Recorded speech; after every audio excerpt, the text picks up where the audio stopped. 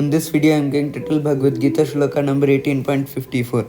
In the previous slokas, Lord Krishna said that being purified by his intelligence and controlling the mind with determination, giving up objects of sense gratification, being freed from attachment and hatred, one who lives in a secluded place, who eats little, controls his body, mind, and power of speech, who is always in trance and detached, free from false ego, false strength, false pride, lust, anger, and acceptance of material things, who is free from false proprietorship and peaceful, such a person is certainly elevated to the position of self-realization.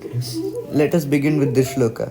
Brahmabhuta prasannatma na sochati na kankshati sama sarveshu bhuteshu madbhaktim labate param. The meaning: Brahma Bhutaha, being one with the Absolute. Prasanna Atma, fully joyful. Na, never. Sochati, laments. Na, never. Kankshati, desires. Samaha, is equally disposed. Sarveshu, to all Bhuteshu, living entities. Matbhakti, my devotional service. Labate, gains. Param, transcendental. The whole meaning is: one who is thus transcendentally situated at once realizes the Supreme Brahman and becomes fully joyful. He never laments or desires to have anything. He is equally disposed toward every living entity. In that state, he attains pure devotional service unto me. Srila Prabhupada explains, to the impersonalist, achieving the Brahmabhuta stage, becoming one with the Absolute, is the last word. But for the personalist or pure devotee, one has to go still further to become engaged in pure devotional service. This means that one who is engaged in pure devotional service to the Supreme Lord is already in the state of liberation called Brahmabhuta, oneness with the Absolute. Without being one with the Supreme, the Absolute, one cannot render service unto him. In the Absolute conception, there is no difference between the served and the servitor, yet the distinction is there, in a higher spiritual sense. In the material concept of life, when one works for sense gratification, there is misery. But in the Absolute world, when one is engaged in pure devotional service, there is no misery. The devotee in Krishna consciousness has nothing for which to lament or desire. Since God is full, a living entity who is engaged in God's service, in Krishna consciousness, becomes also full in himself. He is just like a river cleansed of all dirty water.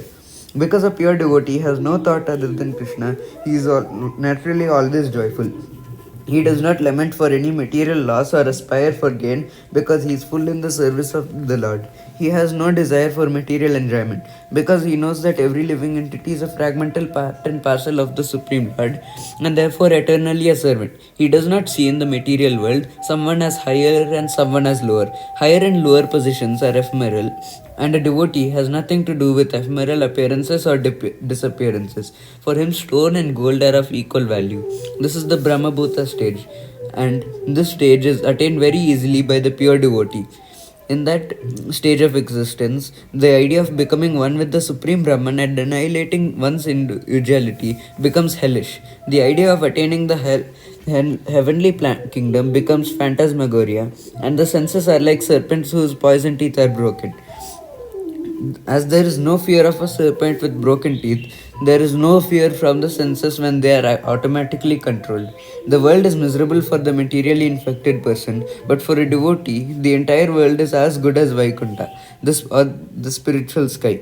The highest personality in this material universe is no more significant than an ant for a devotee. Such a stage can be achieved by the mercy of Lord Chaitanya, who preached pure devotional service in this age. Thank you for watching, and I will tell the next shloka in the next video.